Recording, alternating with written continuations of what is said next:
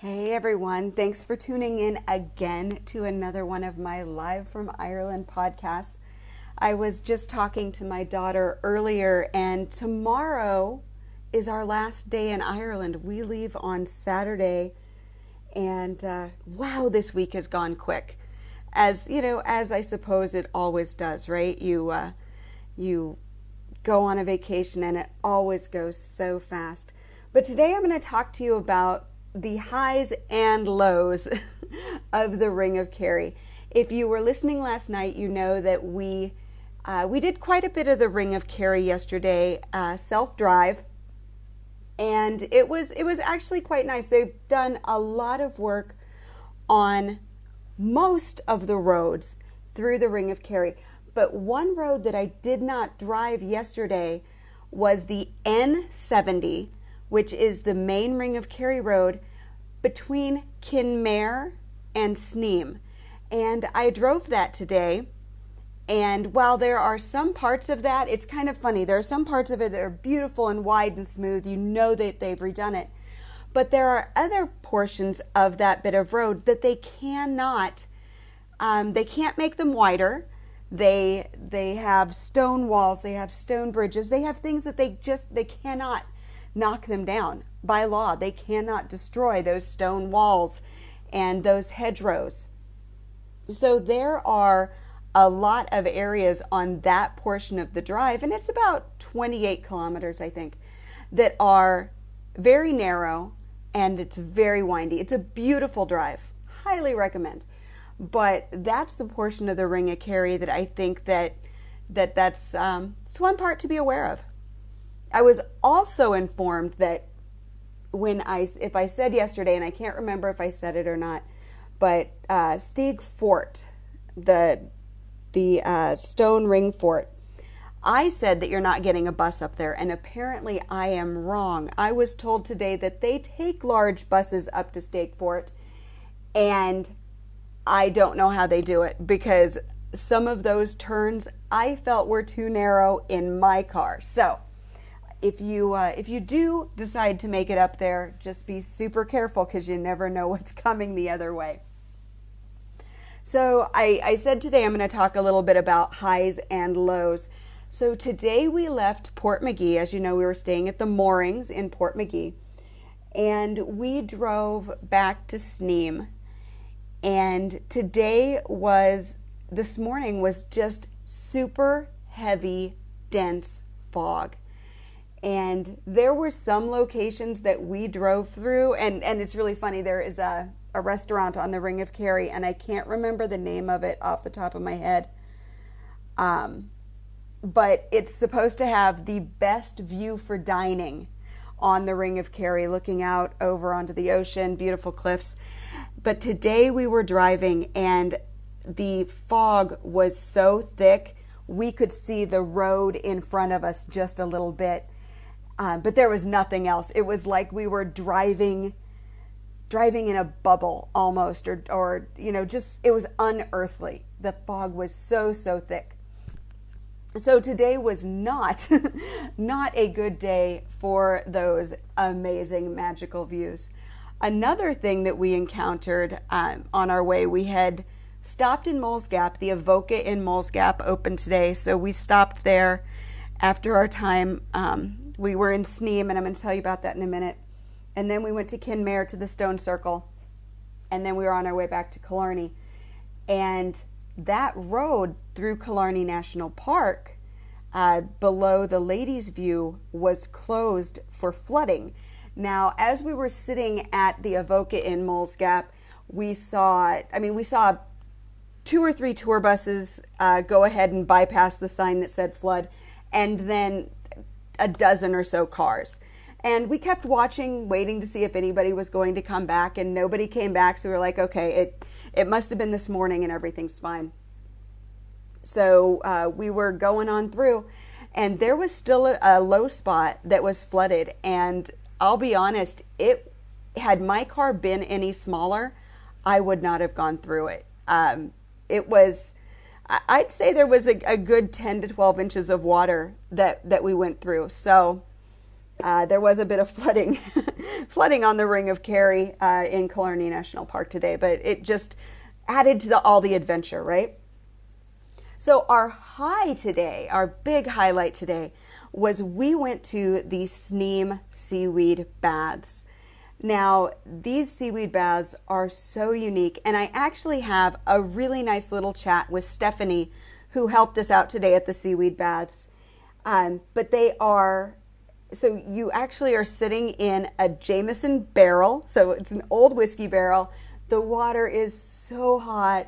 They dump the seaweed in on top of you, and you stew. You stew in the seaweed juices for an hour. One of probably the most unique seaweed bath I've ever experienced. And in just a minute, you're going to hear my short chat with Stephanie as we talk about the Sneem Seaweed Baths. We are finishing our day. We are just, we're in Killarney. I can, almost see the national park just over the house next door to us. We are at the Killarney Lodge. Now, this is another location that was arranged in partnership with my travel partner, Ireland Chauffeur Travel.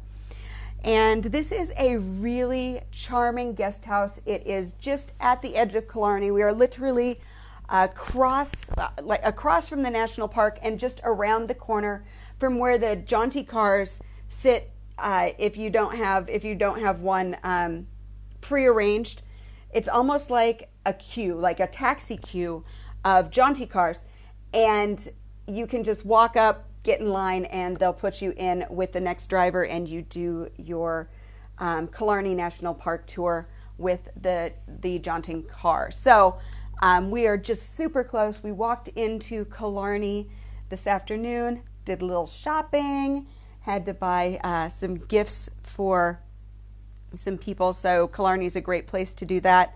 We had dinner at Quinlan's, always tasty, such good seafood, so fresh. And then we ended with Murphy's ice cream. And then my daughter had to she's like, I have to go. I have to wash all this seaweed off because, it sticks to you in places and you don't realize it's there until it dries. And then you're like, there's something poking me. But anyway, so much fun today. The highs and lows of the Ring of Kerry. And I have to be honest, even without those dramatic views, it was still a super fun drive. Probably because I've done it before and had that experience. I think that if I were maybe on one of those bus tours and I was promised views and I didn't see anything, I might be a little annoyed. But for us, it was a really nice, fun day, and really looking forward to our last day tomorrow.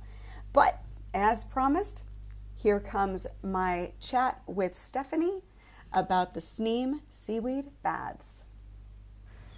Hey everyone, so I am sitting in an old Jameson barrel on the Sneem River estuary. So I'm just down from where the ocean meets Sneem River. So you have brackish water where the seawater meets the fresh. And we are enjoying the Sneem Seaweed Baths, which this is probably the most unique seaweed bath experience I've had, and definitely one that I want to be sure to share with you. Now, Sneem is a small village located on the Ring of Kerry. If you're coming Killarney to Kenmare, it's going to be your next major village past Kenmare, am I correct? And I am speaking with Stephanie, who has set up our seaweed baths for us. So Stephanie, can you tell us a little bit about the history of these seaweed baths? Because I feel like they're a bit newer. Yes, they are. They were established just under 3 years ago during COVID. Brendan, who owns the seaweed baths, was a videographer, photographer, and everything went wrong. Wrong during COVID.